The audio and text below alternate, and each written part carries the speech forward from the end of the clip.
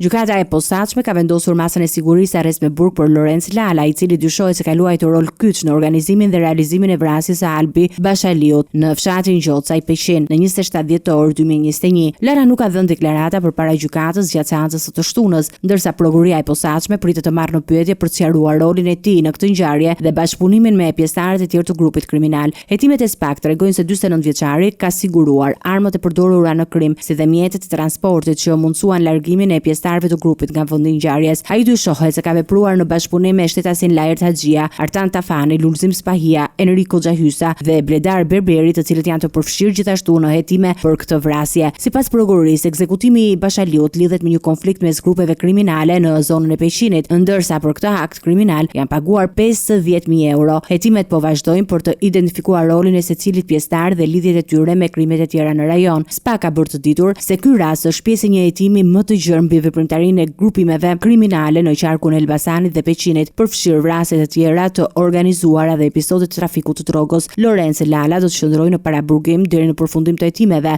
dhe vendimin e gjykatës për masën e sigurisë, ndërsa prokuroria pritet të kërkojë informacione shtesë mbi bashkëpunimin e tij me pjesëtarë të tjerë të grupit.